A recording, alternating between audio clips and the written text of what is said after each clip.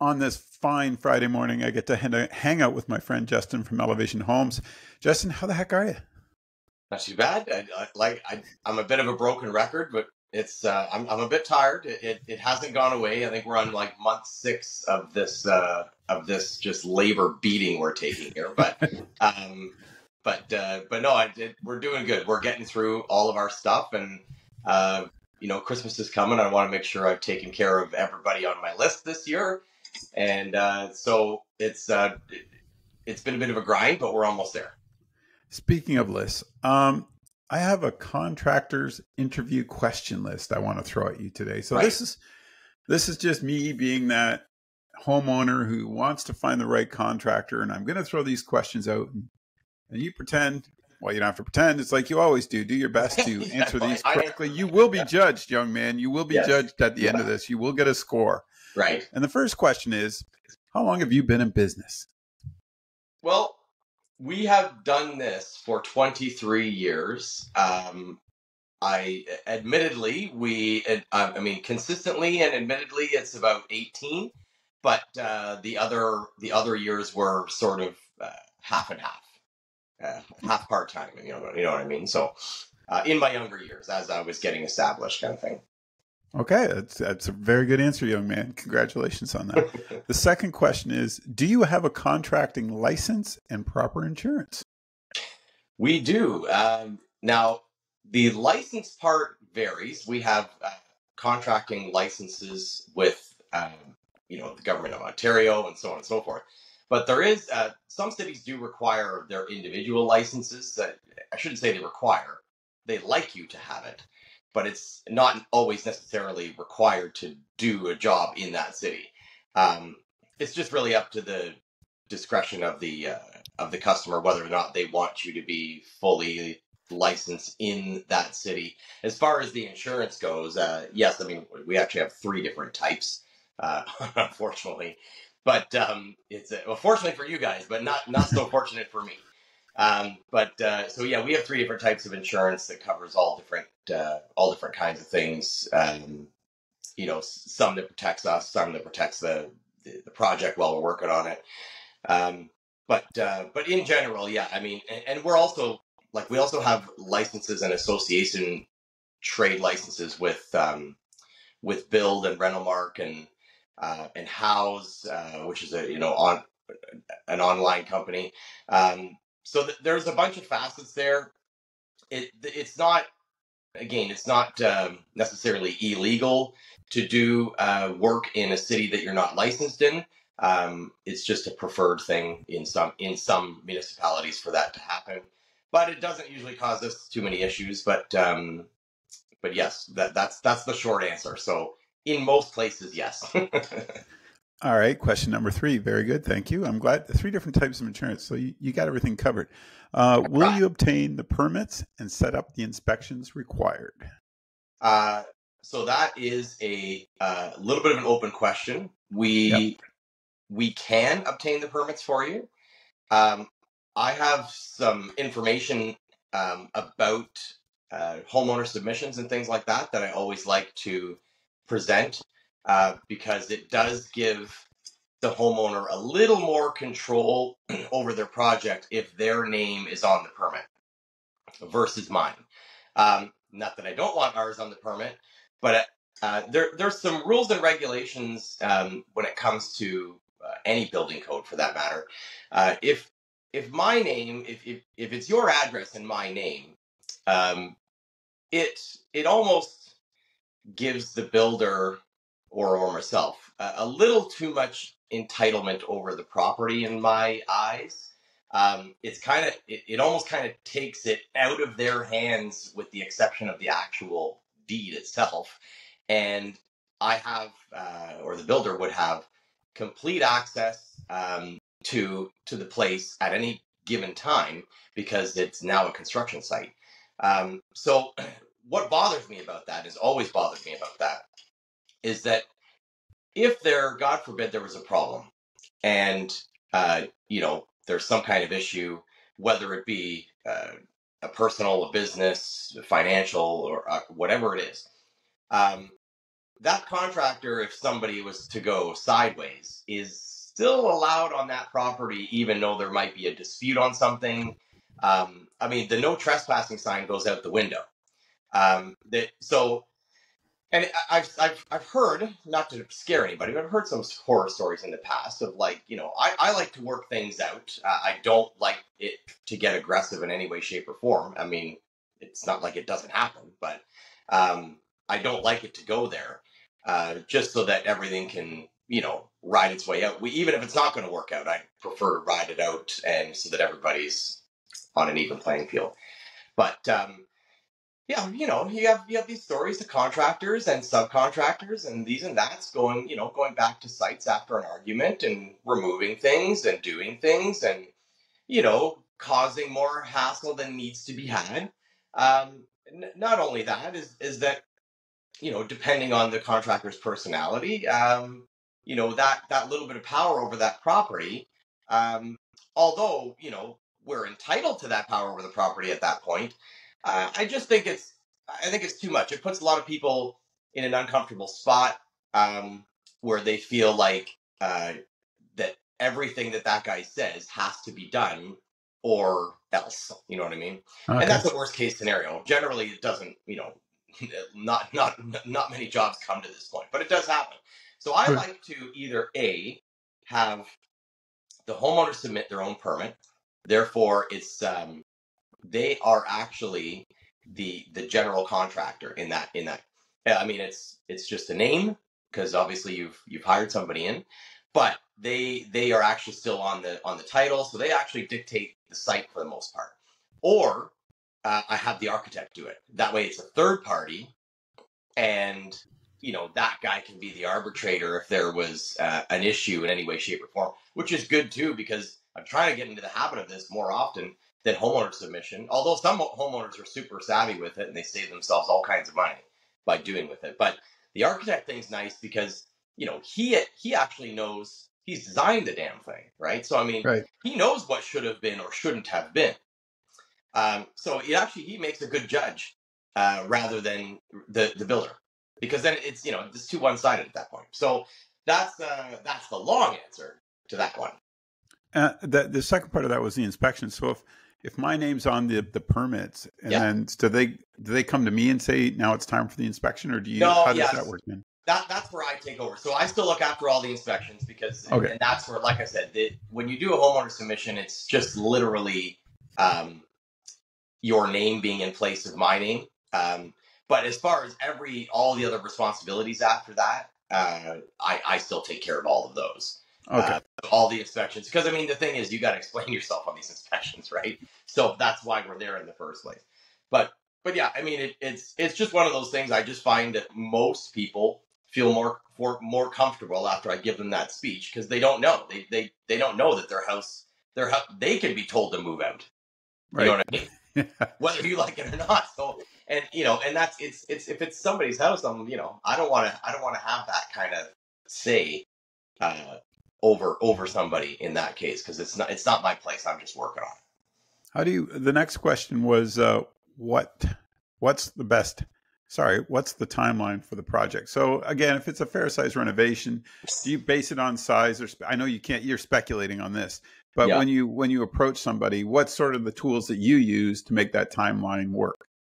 Well, we use past experience to kind of judge, right? I mean, especially, and that's the bonus of there's lots of great newbie contractors out there. I'm not trying to put anybody down that's in their first year, or second year or fifth year, because we've all had to go through that. But what 20 years does, and that's just my own 20 years. I mean, Jack's got 23 years, Sam's got 11 years, and so when you put all these every company's knowledge together, I mean, you've got centuries of renovation experience, or home building experience, or landscaping experience, or any of these things to try to put together a time frame. And I would say we're not right all the time like that. This is always a big thing in construction. I mean, at any size, the skyscrapers are the same thing. But you're going to judge based on what you're looking at, the obviously each individual job. If it's a bigger job, you're going to break down, okay, well, how many man hours do I have in the bathroom roughly? And generally you can get it within, a day in each individual section of a home build or a major reno or even a small reno. And then we can kind of judge on timing. And generally, I have been within a week lately of me, and twice this year, first time I was early. Twice. Okay, that doesn't bode well. Twice. Wow. Yeah. On a secondary on that question, it's not on my sheet, but Yeah. one I wanted to follow up with is sometimes people get in this big rush, like, oh, I want it done yesterday. Right. But I would rather say no, do it right. Yeah, I think that's one of the things I think people need to realize more. Yeah. From our perspective, yeah, 100%. I mean, we, and this is, again, it goes back to our good old friend, the Google, because there's so many stories and so many, review apps and all these things that are like, this guy took too long and this dragged on, all these other things. And that's generally that's a common complaint. I mean, not often people are, hooray, this guy was too fast. It's usually it's too slow. But you really have to, I mean, as long as the lines of communication are open, I mean, this game is not easy, folks. It's like any other major trade. I mean, you don't rush surgeons, you don't rush mechanics, you don't. I mean, it at the end of the day, it can all kill you. I mean, if a surgeon rushes, it'll kill you. If a mechanic rushes, you're gonna die, and if your home doesn't stand up, you're gonna die. So, I mean, these are all things. I mean, I don't mean to be blunt with it, but I mean that's the name of the game. I mean, these are all things that, and when you think about it, all these things are related to your life and your life services, and it's not just those three trades. I mean, you could go on, you could take anything for that, right? I mean, your lifeguard has your lifeguard and your crossing guard have the same responsibilities for you, right? But it's not something, when you break it down and compare it to something like that, like, you're not going to rush 4 kids across a crosswalk because, you're that much, something's going to happen. Right. So, give your guys the reasonable, in most people's logical, reasonable time frame to do something. The more you push, that's not warranted, I can tell you what that does in our industry. The first push is usually like, okay, it shows concern that things have not gone as fast as they should have. And then if it's our fault, we kind of come to that realization, like, yeah, we things didn't move quite as fast. Let's see if we can do some pickup or get some more guys in there to make this section happen, right? And that does happen often because we get, especially in a big project, you get moving on a different side of the house and this part dragged out. But the second, third, and fourth time, and this is provided, things are still moving, that someone tries to rush it along for an event or whatever. Now, I'm with the wherewithal that I get it, but what happens with my guys and subs in general, the spite starts to happen. And this is nothing, it's nothing against the homeowner, but in trades in general, I find that as soon as you start to push on what that guy's skill is gaining you, he just says, screw it. He's like, I'm either not going to do this right, or I'm going to rush it. Yes, you want it, and the thing I hear most in the building trains is, you want it rushed, I'll give you rushed, right? And it's terrible. Right. And it bites 97% of the time. Wow. And so, there's a fine line, and you homeowners, you make your judgment. If it really gives you a gut feeling like this has taken too long for this particular area, then it's time to speak up. But I mean, if a tile job doesn't get done in one day because your neighbor had it done in one day and yours didn't happen in one day, that's all right. Because, that not all tile fitters are the same, not all finishers are the same, not all framers are the same. They're going to be up and down a little bit. If it's a month later, sure, open your mouth. But I mean, if it's a few days after, I mean, you just got to let that guy do his thing. I always find it's any contractor I've had in, I always find explain the situation, leave them alone. Yep. Right? They'll come to me if there's Yep. a question or a problem. Yep. Or go down in a couple hours and say, "Hey, do you need a coffee?" Yeah. With Well, kindness, that's awesome. right? Because I always find with anybody that comes, I want to learn. Yeah. Like, you know what I mean? I'm like, well, how could I do this better? Or what should I be doing?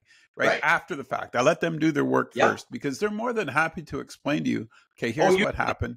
Here's how we can address this. And here's what we did. Yeah. And it's done and out of the way. But I think if you're totally right, I think when we get in this big panic mode, and I think a lot of people do panic. That's part of it, right? Like they see an open wall and they're like, oh my God, when are you going to fix that? Right. Yeah. It's just, no, it's the process, folks. Next question. What does the payment schedule look like? So what do? Do you say, here's what you need down, here's how we're going to work this on these bigger projects? So on the, if it was, let's put a $100,000 number on it. So he's not working on my house, folks. So this one's always and some of my team members kind of give me heck for some of my payment schedules, because again, I don't know, maybe I am too nice with it, I'm not sure, but I like more money in people's pockets before something happens than in mine. It's not amazing business sense, to tell you the truth, but it's super comfortable for both of us, because I don't have necessarily that much more than what I'm doing, and they don't have, they're not really shorted. And the reason why I've always done that is just to try to, same thing, keep an even playing field where, if I'm up $3-4 grand, no problem, right? But if I'm up 20 grand and I get hit by a bus, and, that makes it a very messy situation for me mostly. But but you know what I mean? There's too much hanging. And I realized that, in the contracting world, we like to make sure that things are looked after, and that our suppliers are taken care of, because we have all these relationships that hinge on getting paid, right? And there's lots of amazing guys in here, in residential home building and commercial, all this kind of stuff. But I'm telling you, the second you don't give them a paycheck, Do you say to them, okay, pay as you go every second week, or do you say you need X amount of dollars up front? Like, is that the way it works? Okay. Yeah. So with Elevation, at least, so we have a signing deposit, and it's anywhere from 5 to 10% of the whatever that total on that list says, and this is the total of the estimate, right? So you pay that to book the job, and it doesn't matter if we're doing it next week or if we're doing it next year, right? And that is and that primarily goes towards the initial phases of the demo in most cases. And the operating capital to move forward on just the logistics to get things going. You got bins that have to arrive, certain trades that are going to require certain deposits to book them, and my own guys, right? So we usually get a demo done, or 3/4 of the way into the demo, like most of it, and then that's when the draws start. And on $100,000 job, I would take those 20 at a time, right? Yep. So I would go 20 generally on, relatively on each phase. You get to certain phases in the job: demo, framing, mechanical, insulation, drywall, and then you get into finishing, and then you get into usually the 2 final checks. And it doesn't always happen at an exact stop point, because there's different things that need different lead times to get ordered. But generally that's how it goes. So on 100,000, I would take 20 at a time. On a $200,000 job, I'd probably take between 25 and 35 at a time. Generally, because it's just going to require more. And on a $15,000 bathroom, we would do something like a $2,000 deposit, and then we go 5 and 5, and then the remainder, kind of thing, right? So it's always incremental. Things, there's different models out there. Some guys take half.